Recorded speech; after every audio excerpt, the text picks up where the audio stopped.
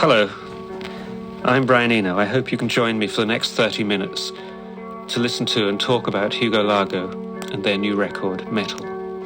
The first I ever heard of Hugo Largo was on the reverse side of a tape I'd been sent.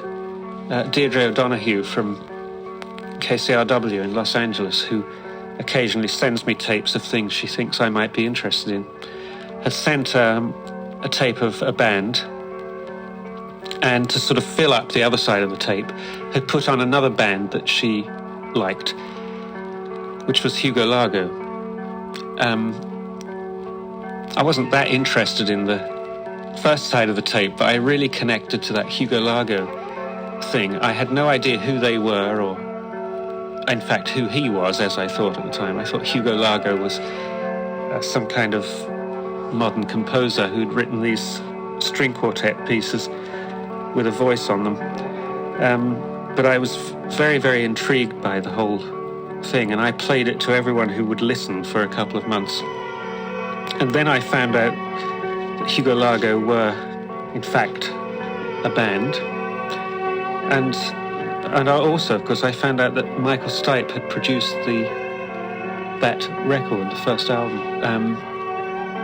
To his great credit, I might say, he's also a very big supporter of this band, as is David Byrne, as a matter of fact. We're sort of a supporters club for Hugo Largo.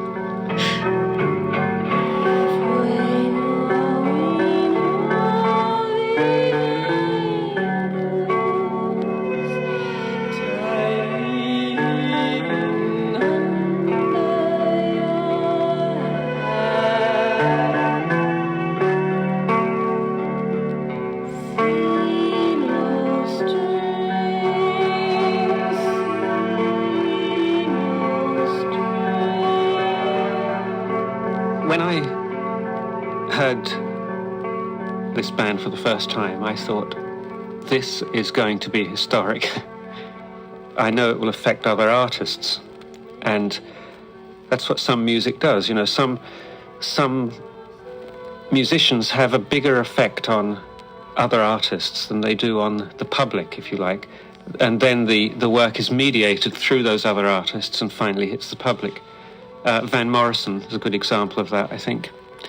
The Velvet Underground, again, a very good example. Both of those people didn't sell that many records.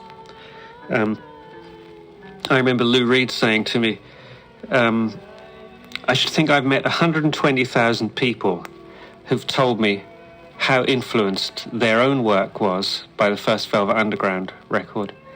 He said, do you know that record sold 30,000 in the first 15 years? But I know he's right. You know, I remember when that record came out.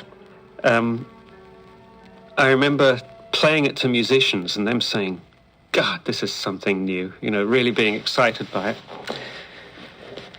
But it never really hit with the public until about the 80s, maybe 15 years after it was released.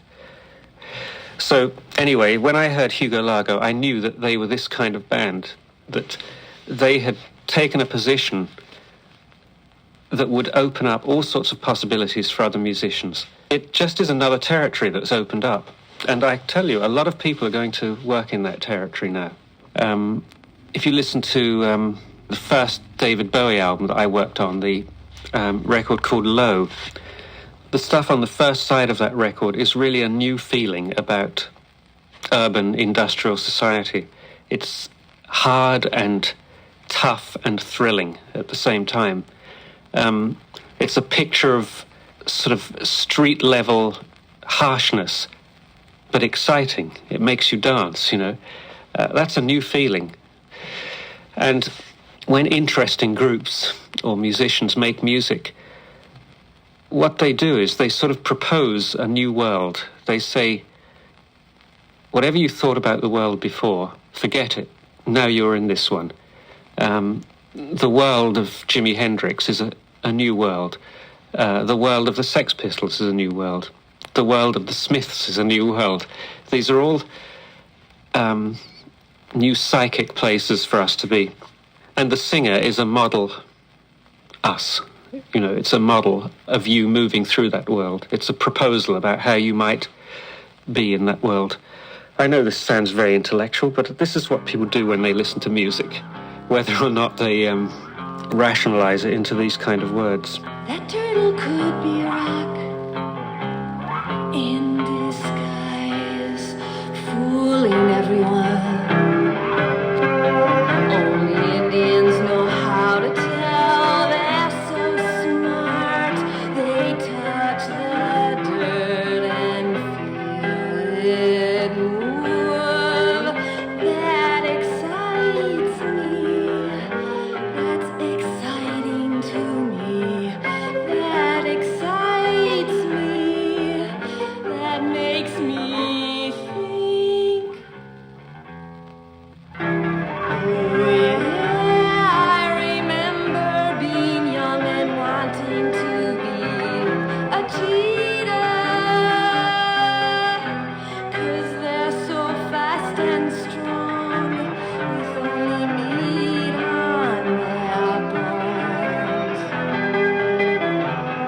Watch them sometime if you get a chance. That excites me. That's exciting to me. That excites me. That makes me wish I was somewhere else, thinking someone else's thoughts, and not hollering from inside a deep well. The echo is big in here. Hello. That reminds me, I'm inviting you. That reminds me to invite you into a deep well, hollering from inside a deep well, 'cause I was somewhere else, thinking someone else's thoughts, and not hollering from inside a deep well, hollering from inside a deep well.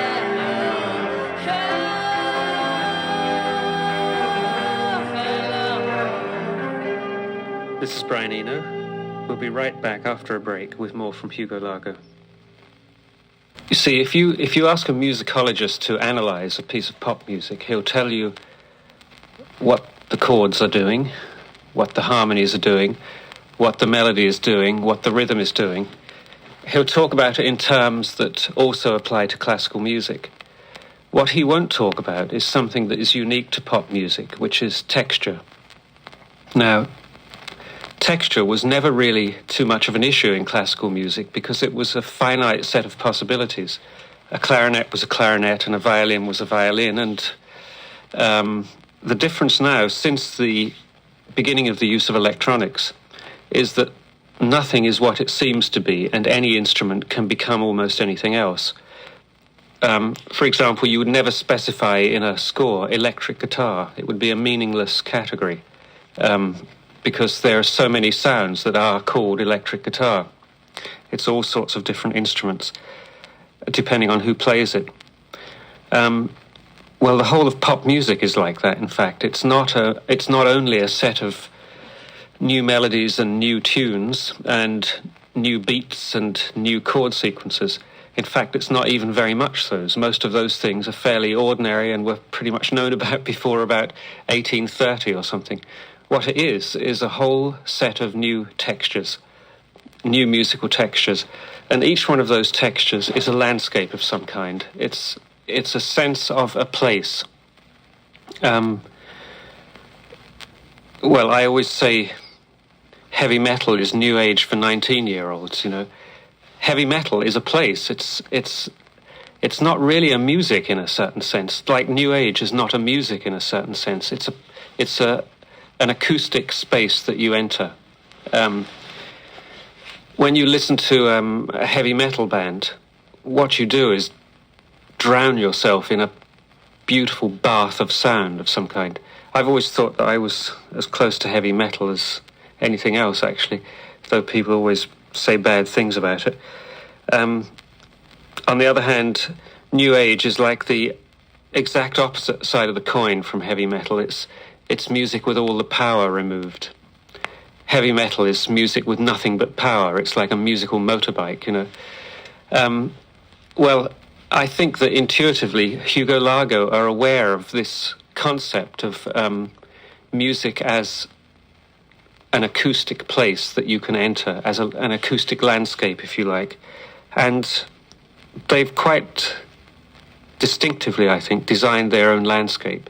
It's one in which they made some original choices, like the choice not to use drums. The choice to use two bass guitars is also a rather uncommon one. Just because of what that does to the musical spectrum, you know, putting so much emphasis in that end of the musical spectrum really creates a heavy, thick, what did Michael Stipe call it? A thick sludge of confusion, I think his words were, for that sound that they make in there with the two bass guitars. And the heaviness of that really makes the voice seem light and lost almost, very abstract and free and disconnected almost, free-floating. And the same thing with the violin. So in some ways it's music that deliberately leaves a big hole in the middle. It's a funny kind of landscape. It's got heavy rocks and lots of geology, and then it has little insects.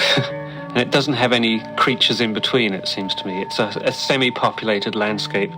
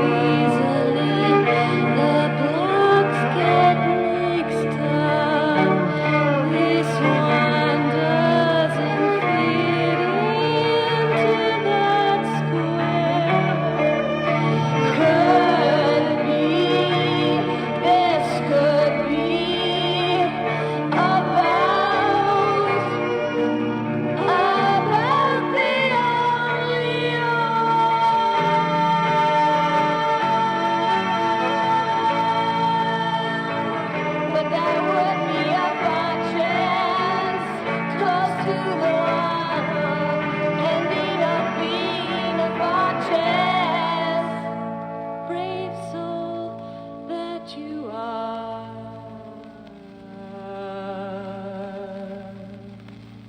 See how easily the blacks get mixed up. This one doesn't fit into that square. Could be, this could be about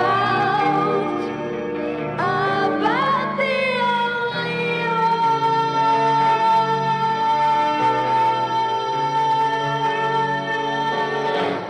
but there would be a far chance close to the one, and either being a far chance could be maybe ending up staying at that chance. See how easily race all that you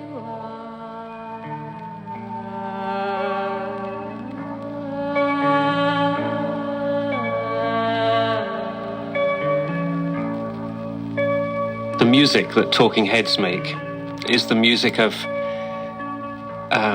someone fresh and naive taking a look at a city, I think.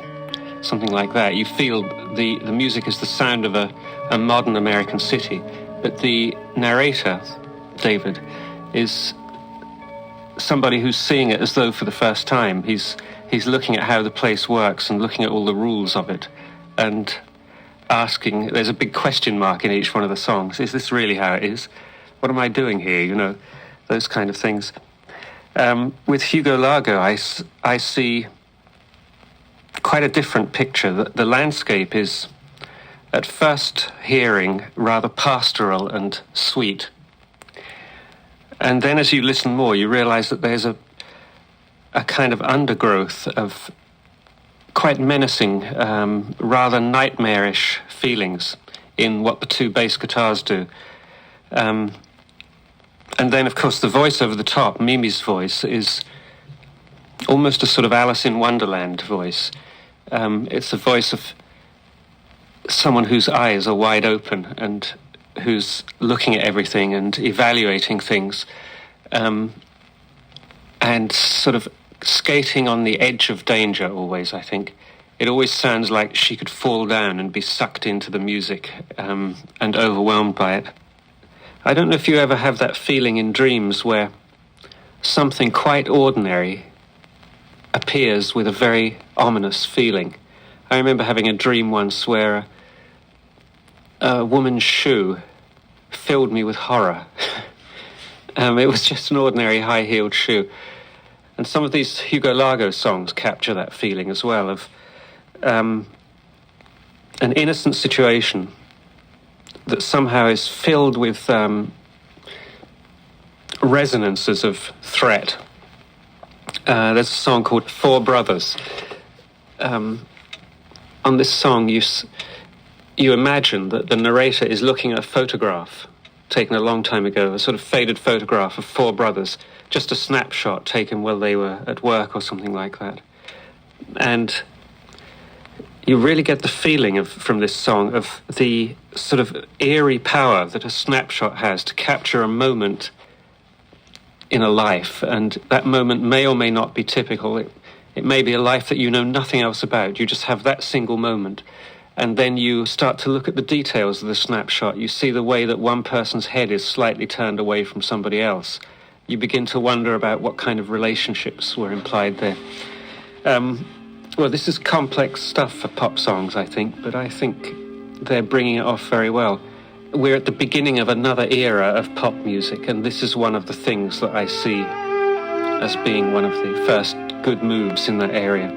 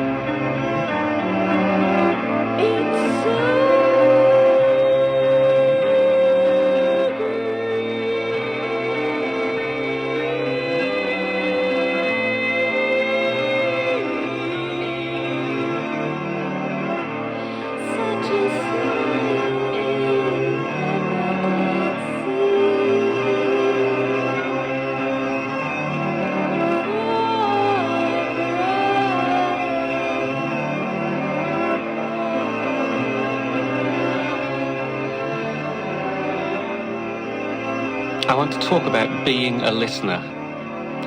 Now, we usually have an idea that the world is divided into artists and creative people, and then on the other end, listeners, viewers, audiences, and that being an audience is a passive, kind of rather boring position to be in.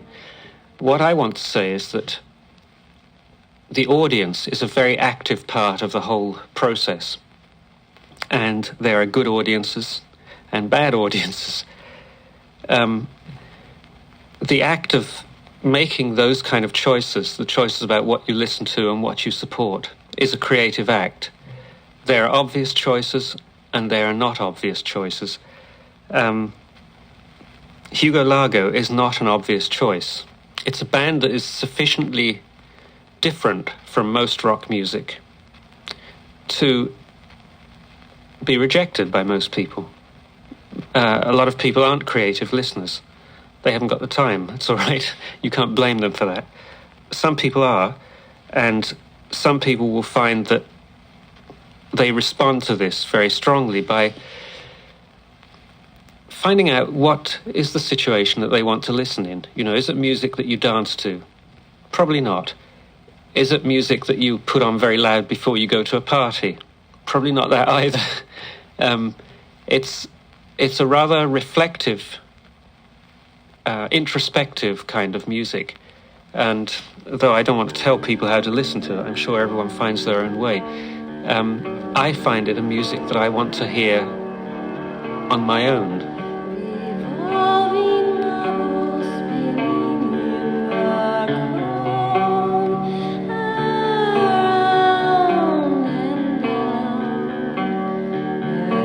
down and down, picking up stray particles off the ground. Long tunnel reaching under sand and stone, around and down and down, each because of stray particles off the ground. Fluorescent apple dangling way too high. Try taking off your noisy head, rest it on a pillow soaked in melted wax, then lift it up for you, easy now to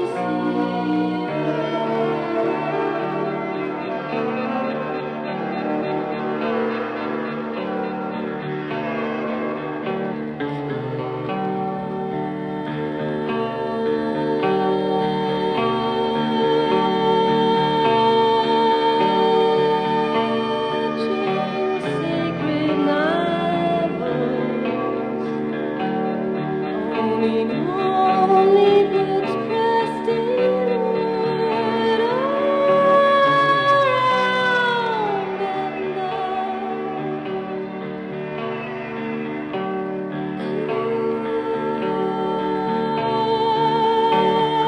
clutching silly novels. Recall of Chinese figurines. Try taking off your noisy head, rest it on a pillow soaked in melted wax, then lift it up for you, easy now to see. Try taking off your noisy head, rest it on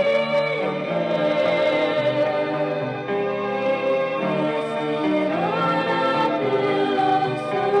melted wax. I hope you'll get a chance to listen to this record. I think you'll find it time well spent. The record's called Mettle, Mettle. It's available now and it's released on Opal Records. This is Brian Eno, thanking you very much for listening.